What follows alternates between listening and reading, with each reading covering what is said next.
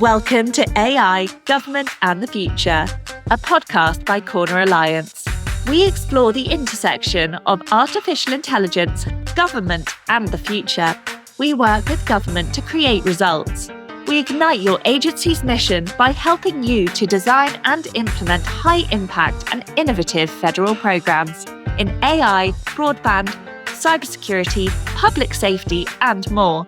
Being a government ally is at the core of all we do. Today, we are welcoming Nathan Manzotti.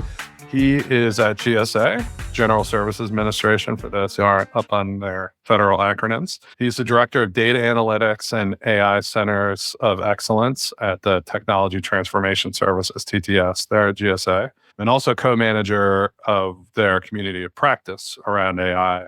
So Nate, welcome to the podcast. Great to have you on. Yeah, thanks for having me. So let's start. Help me untangle the government acronyms and offices. So how do these centers of excellence, COPs, all fit with like the data analytics and GSA and TTS? So the Centers of Excellence is a program. It's a fee-for-service consultancy that is part of Technology Transformation Services, which is part of Federal Acquisition Service, which is part of GSA. So that's kind of the trio where the Centers of Excellence sit within GSA. And the Centers of Excellence exist to do consulting engagements with external agencies mainly. Also, we sometimes do engagements with the other parts of GSA as well, but we're cost recoverable fee-for-service entity. So customers have to pay us to do the work. And there's, I believe, 5 centers: data analytics, artificial intelligence, customer experience, contact center, and cloud. Can you give us a couple examples, kind of stuff you do for agencies? Yeah, sure. So I've been with the Centers of Excellence for about 3.5 years at this point, and I can talk about a few that I've been involved with. So in the Data Analytics Center, I worked on a project for about 2.5 years with the Surface Transportation Board. They're a small agency, and that was a data modernization project. So we started with the data maturity assessment. We looked across the whole agency at their data procedures and data inventory and all that kind of stuff, and then gave them set of findings and recommendations to work off to start their data modernization journey, a 5-year roadmap. And that was in the first year of that. In the second year, we started prototyping some of the top recommendations that we had for them, maturing their data architecture and their systems and adding some things for automation and so on, and standing up data advisory board to be underneath the data governance board as more technical group. And so we really work across like the entire spectrum of, I call it the data ecosystem. So that's an example of the type of project that we do on the data side. On the AI side, a project that I didn't work on, but it was a colleague of mine, Joe Rotano, who just left us, unfortunately. He built a model for the USDA to grade beef. So it was a image model. We built it using Keras and worked with the meat graders and people at USDA to like capture their process and get them to verify the data and things like that and test the model. And it's just a prototype, but it performed fairly well. So that's another thing we do. We do everything from pure consulting, strategy work to implementation. Wow, that's cool. So I need that app. So when I go to my butcher and they're trying to tell me this is like whatever grade, I'm like, no, it's this grade. Pass it over to USDA and then we'll see what they do from there. Obviously, it's a lot different to build a prototype and to test a model than it is to put it in production full scale, right? Support it, right? Yeah, I had that same thought. I said, this would be cool just as a consumer app for free. Like, hey, verified, right? USDA, maybe if they put that out there, then you can go to the supermarket and test it. Well, it says this is grade A, choice, prime, whatever. But now what the app says, right? Submit user data, catch company. Did you ever watch Silicon Valley, that show? One of the guys programmed a app that was supposed to be the hot new AI app. It was a comedy.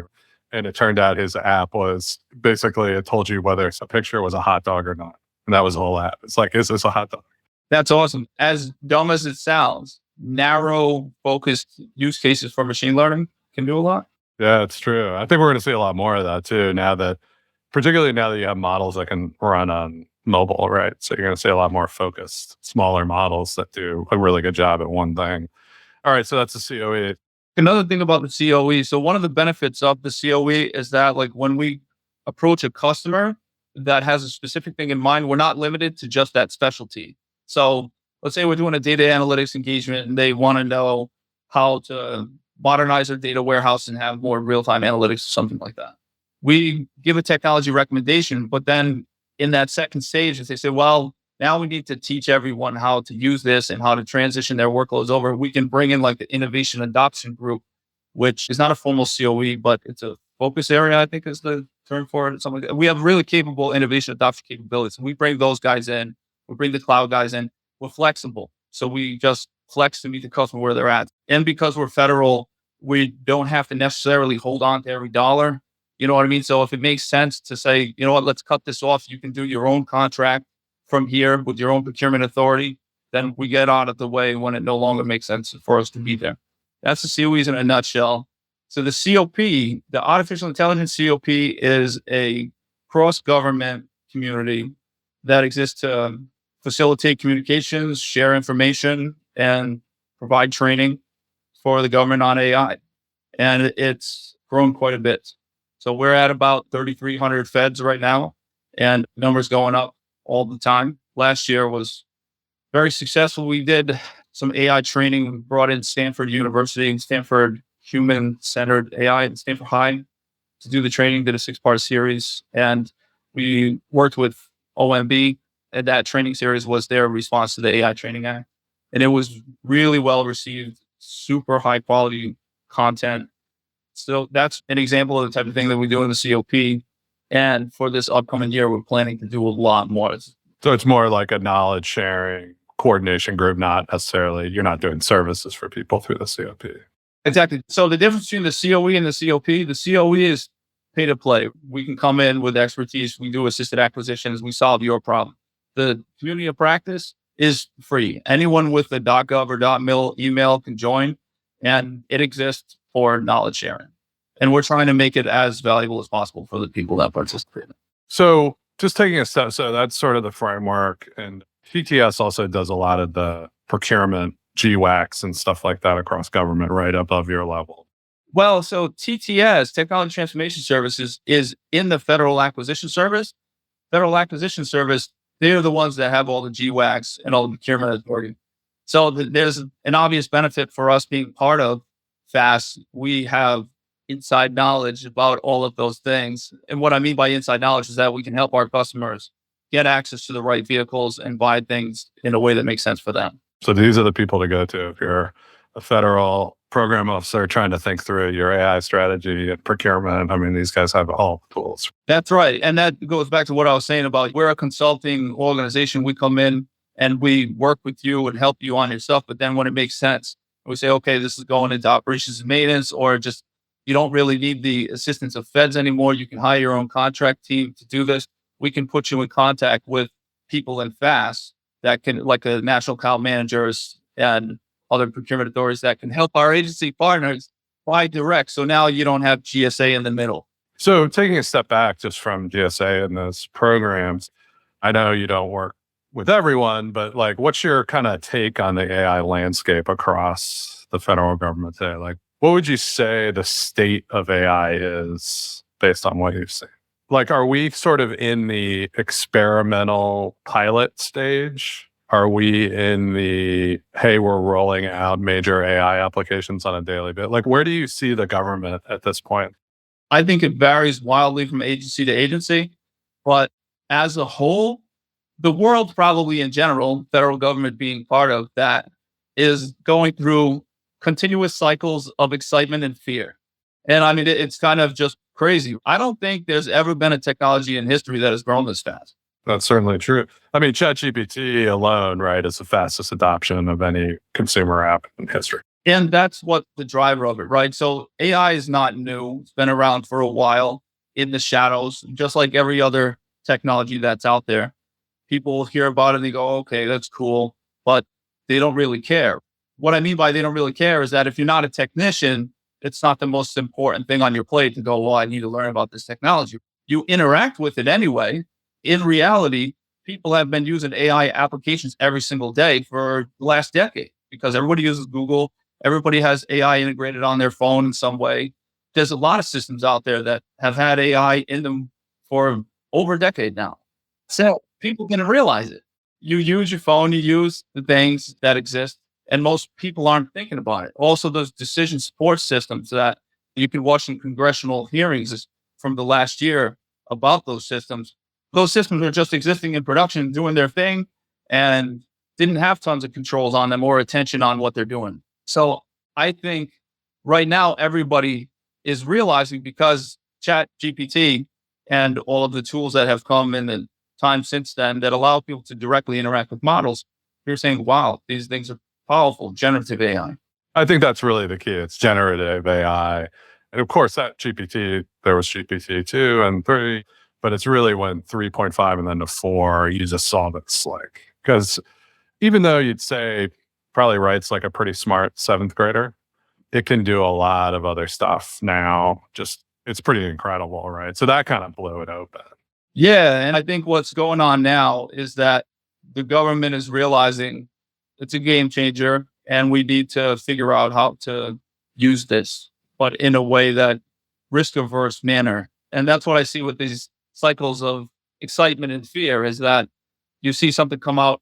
Yeah, we fully support this. We need to figure out a way to enhance prototyping and get this immediately right. And then you see folks going, whoa, whoa, whoa, we got to pull back and wait. And the truth is, because it's evolving so fast, there's not solid standardized guidance on implementation and testing and things like that. It's sort of the, I don't know if you heard that. Someone mentioned it the other day, the Texas car dealership where they put ChatGPT into their customer, like online chatbot for their customer service. And like people did all this stuff. And then someone's like, will you sell me a car for $1? And it said, yes. And he's like, well, I want you to guarantee that, right? And it was like, oh yeah, this is just a tool. It can be used for good or bad. And we don't have a handle on that. Yeah. And think about all the legal implications of that use case right there. Like, there's no law that interprets, well, a machine representative entered a oral agreement or text-based agreement. Who is responsible for that? There's nothing. It's unprecedented. And I love the way you put that excitement, fear cycle. And I think that's true across the board, but it's particularly the sensitivities of government that's going to be even more that way. Now, I'll say this, though. Taking all of that into consideration, I think that the government is in a good place with AI now, because there's so much attention on it. Things that could have gone risks to the American citizen with systems that are uncontrolled and could exist under the radar for longer periods of time are now all going to be brought to the surface because of things like the new EO, the guidance that's going to come out from DHS and NIST and things like that. And standards are going to be put on these systems that, like I said, have been deployed for a decade, right? And I won't give any specific examples, but I encourage the listener to research it a little bit. You can find examples of that are published online, that there's been a system. I'm not only talking about the federal government, but in general, systems that are out there. Now the government has chosen a position where they want to lead the way in regulating and providing guidance on these technologies. I think that's a huge step in the right direction. Yeah. So let's talk a little bit. You mentioned EO, executive order, the Biden administration put out in October, November, December. I can't remember exactly when. So relatively new, right before the holidays. How are you seeing that change things from your perspective, or how is that shaping the environment? It's speeding things up, and it adds more weight to some things that I think a lot of us in the analytics, machine learning community have known are necessary for a long time. So I think that's a positive outcome of it. And really, some of the timelines in there are pretty aggressive. So we're seeing a lot of movement really fast. It's changed my life in that I've got a bunch of work on my plate that I'm excited about. So incoming agencies asking, hey, we want to do something. Is that sort of how it materialized? Yes. So I get a lot of requests for just general advice on which way to move. And I think over the next year, we're going to see an increase in AI COE engagements as a result of some of those conversations. Also, we work with, through the COEs and this community of practice, we're working with OMB on planning what the next step should be with expanding the amount of training that's out there. We're also in conversations with OPM. There's just a lot going on. We're also planning on releasing the second version of the AI guide for government. Governance will be a piece of that. We're planning on doing version 2 of that this year. And I'm just going to do my acronym check here. So OMB was Office of Management and Budget, Executive Office of the President, and they often come to GSA and get GSA to do stuff for them, right? So that's sort of like there. And we're really appreciative of that relationship. It's great. Some people at GSA are more appreciative than others. Yeah, I see it as positive for sure. We work with them and we're able to include their priorities in our planning for the COP and some things that we focus on. And that just, in my opinion, helps to like expand, make it bigger. So I guess what I would see is sort of like this generative AI. My take would be it's speeding up, but it's not like a day-to-day thing baked into federal operations at this point. Would you agree with that? And that's sort of like, that's what's coming next as you see it. I mean, it's almost going to get forced in a way where that's getting embedded into productivity software with the Office suite. And you guys use Gmail or the Google suite, and it'll be in there as well. So it feels like next year is going to be the year it kind of comes into everyday operations. So the rubber's really going to hit the road. That's an interesting question because I agree. So this year, everybody's trying to figure out what to do to create some constraints around how to use it and to make sure that people don't put sensitive information in there. There is going to be sensitive information that's in a walled off controlled environment with all the security controls. That is all being figured out now. And I agree with you. Next year is when like the full production versions, integration into everything is probably going to really kick off heavy. And said, everybody's using it. It's powerful. And so you can get so much done, especially in the right hands. Somebody like me, if I'm working on something like developing some guidance for benchmarks for AI testing and quality control, of course, I'm going to use generative AI to flesh out my answers. And then I research those, right? But knowing how to use it, I say, okay, I can't just take this blanket response from the AI. I have to verify it and all that, but it's just an accelerant to progress. So whether, in my opinion, what I think is going on is if agencies are blocking it, probably people are still using it. So that's one of the reasons why I'm excited that we have an opportunity to contribute to training the whole federal government in AI, because I think that training on multiple different levels is very necessary right now, including like training on kind of like cybersecurity awareness training.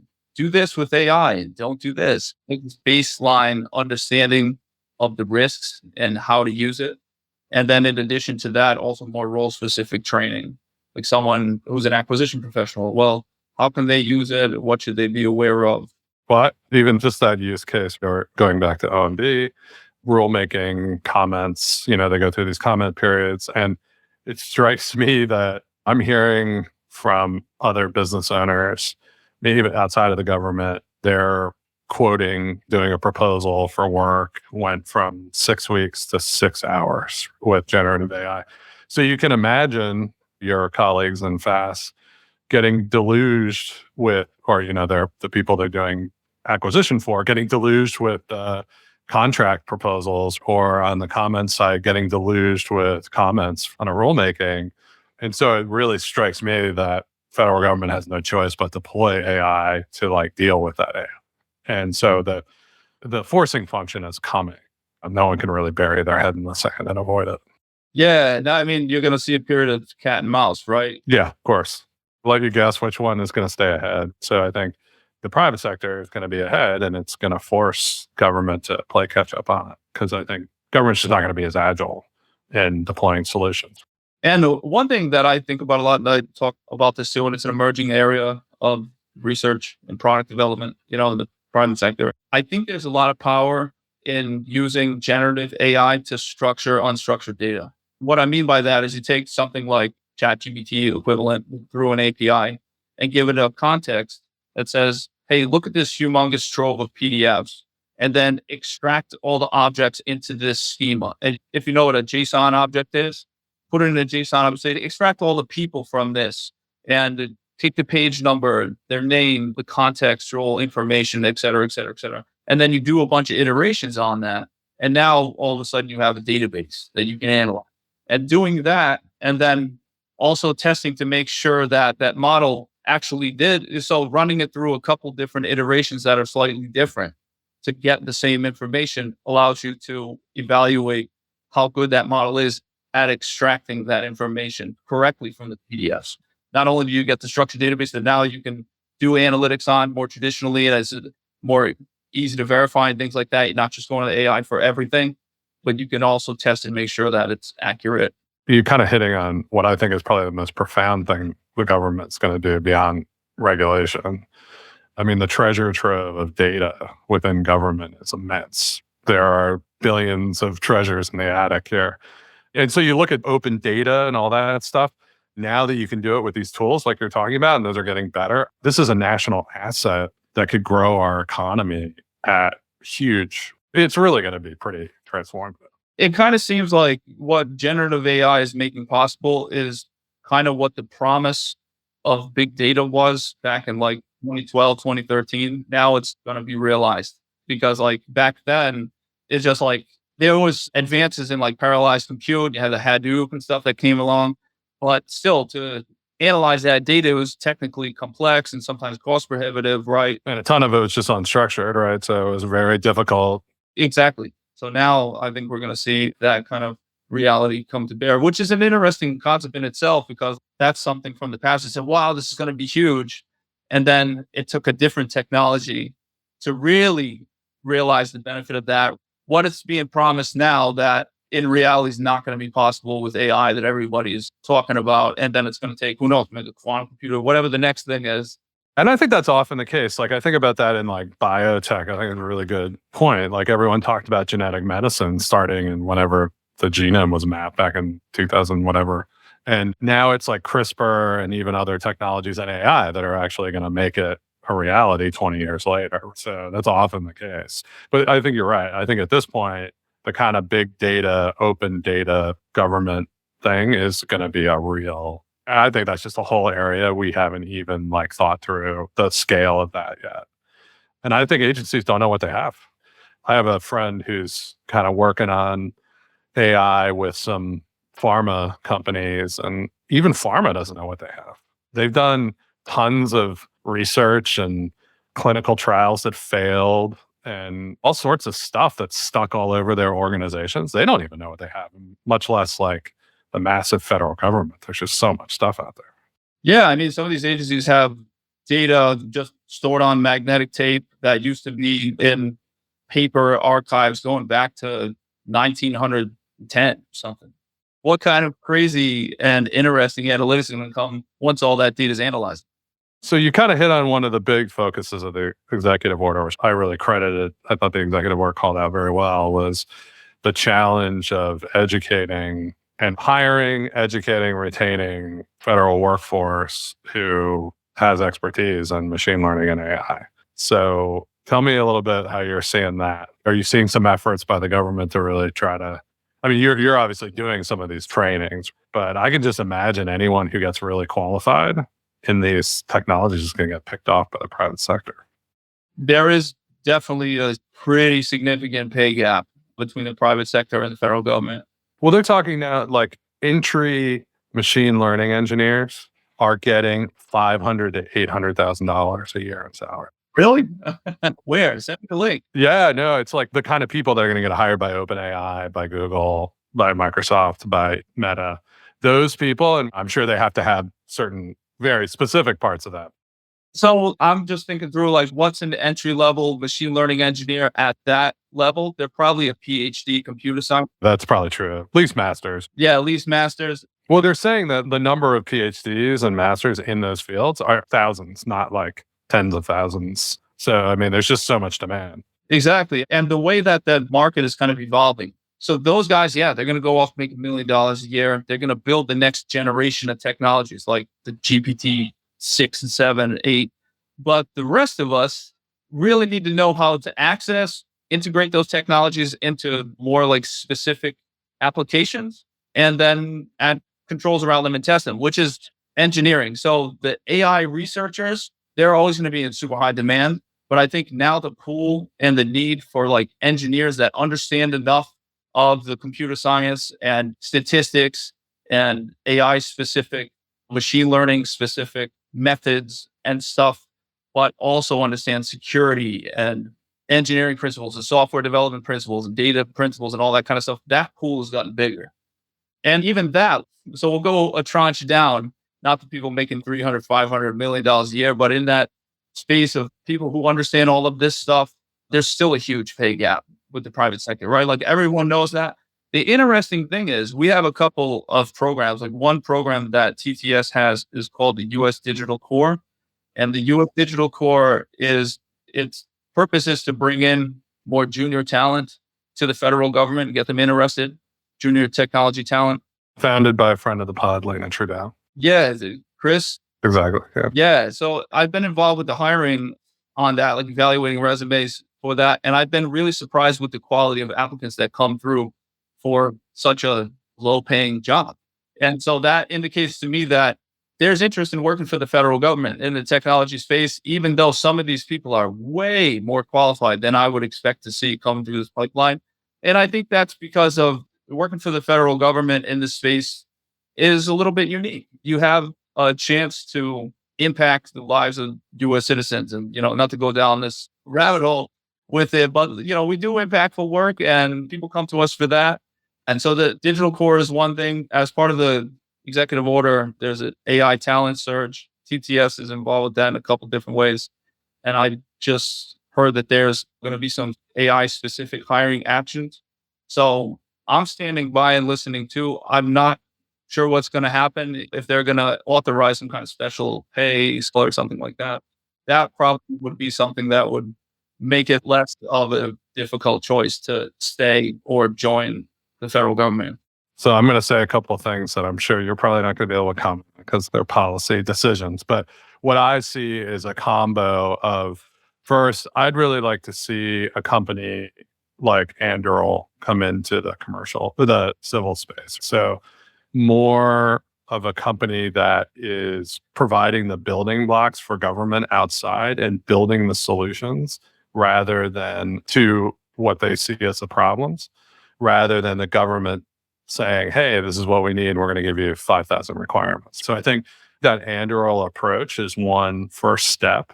And that's a huge culture change for the government. So no need to comment on that. Interesting. I'm just generally curious about that approach, what that looks like. So Parker, he founded Anduril, and sort of the DoD creates these huge platform technologies like Joint Strike Fighter or some battleship or whatever. And they do these exhaustive lists of requirements. And a lot of us have been through versions of that process. Anduril said, that's not the way anything gets done in Silicon Valley. There's a problem at a major Fortune 500 company that probably exists in multiple of them. Someone develops like minimum viable product, goes out and tries to sell it to them. So it's like, I'm not taking your requirements, I'm solving your problem, right? So that approach, I think that has to spread to the civil sector. But again, huge culture change. It's interesting that you mentioned that, because something that I've been thinking about, so this is just like a potential thing that we're going to do in the future in the communities of practice. We have other higher priority items that we have to tackle first, but I think there's an opportunity to create a process where we take the use cases, and now I'm talking specific AI, but really this could be for any common problem that exists across the board of agencies.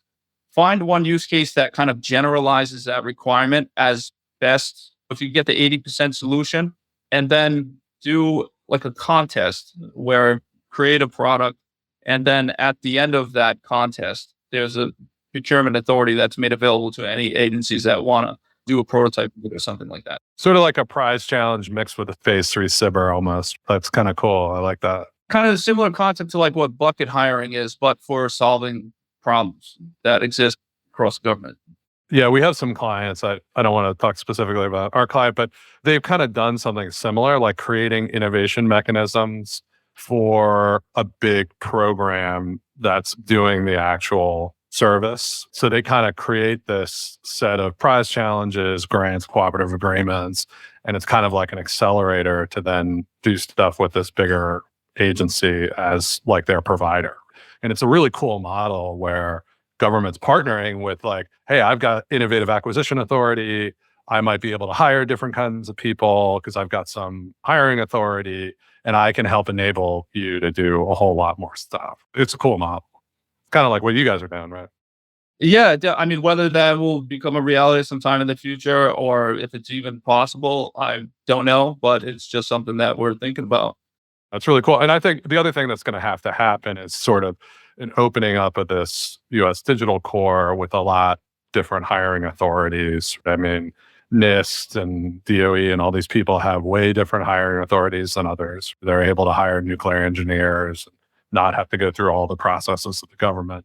We're going to have to do that. And I think the government's just got to get used to the fact that people are going to be coming and going.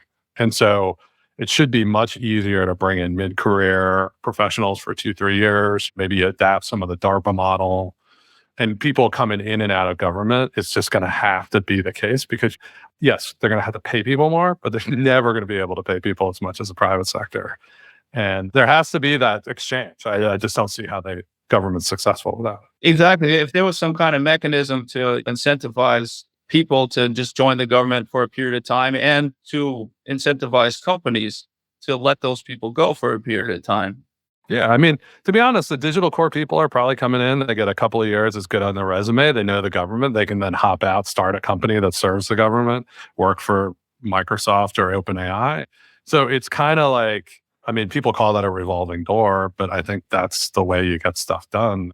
Even myself, right? Like I've gone from being a Fed to being a contractor, back to being a Fed. And in the current environment, I've considered going back the other direction, right? But I've chose to stay because I'm excited about some things that we're doing. But in the future, have to reevaluate, of course, as well. And what I'd like to do eventually is get the contractors to not just be warmed over versions of the government with higher pay scales, like have them actually be innovative places that look at government specific problems and say, we don't need to create another CRM for government.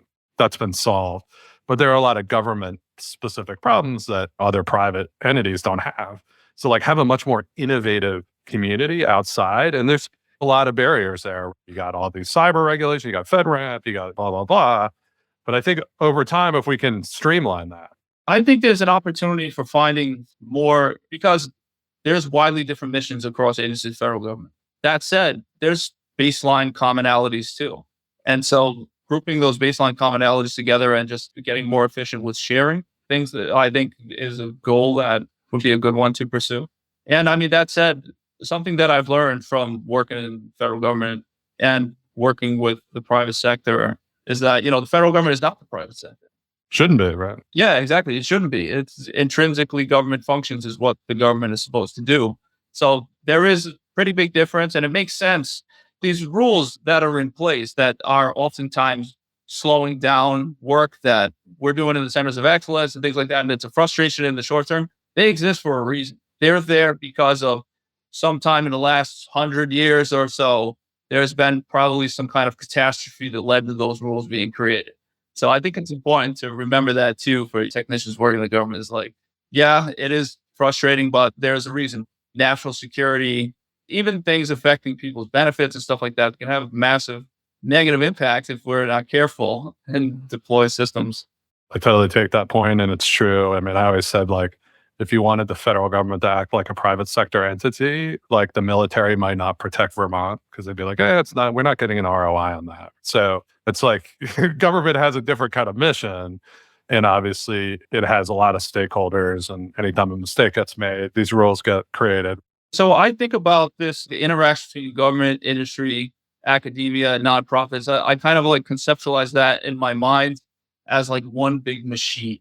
That's kind of like the machine of our collective society. It's important, I think, especially with AI, because it's moving so fast, for that machine to work together. And they all have different functions. That's an interesting perspective. I like that. Yeah, I wrote up a little article about it, but I've kept it to myself. I'll have to get that. Maybe we could put it in the show notes. So that would be great. Where did you put it out? I didn't. I just wrote it and I've been expanding on it. But if you're interested in that, like I could share a little graphic with you and some explanation about it. Basically, the idea is what's the core function of each one of those groups? The government, they regulate things. Government has the authority. Industry has the money. Academia has the brains. Nonprofits have the ability to facilitate things. So I call that support. I love that. So I've thought a lot about that. So it's almost like government has a certain amount of convening authority. It has the authority, and then, the money, the brains, and then nonprofit can represent interests. They can convene specific interests the way the government can't necessarily. They can also facilitate interactions between industry and government in a way that allows those conversations to happen without direct conflicts and things like that. Like, I think nonprofits serve an important role in facilitation and things like that. And a good thing to end on that I can go into from that, in this next year in the community of practice, our goal is to kind of be the one place that people go to access all those different groups across what I call the machine for AI. So we are partnering with academia, other federal communities in the nonprofit space, like with ATARC and ACT-IAC, entities like the Wilson Center that does training, industry groups as well. So trying to be a connector of everybody. So I encourage people to join the community of service. Just Google GSA AI Community of Practice and you can find the link to join. Excellent. Well, thanks for being on the pod today. It was great having you, Nate, and we'll talk soon. Hey, thanks a lot for having me. I enjoyed this. AI, Government and the Future is brought to you by Corner Alliance. To find out more about Corner Alliance and how we work with government to create results, visit our website at corneralliance.com. And then make sure to search for AI Government Future in Apple Podcasts, Spotify and Google Podcasts, or anywhere else podcasts are found. And click subscribe so you don't miss any future episodes. On behalf of the team here at Corner Alliance, thanks for listening.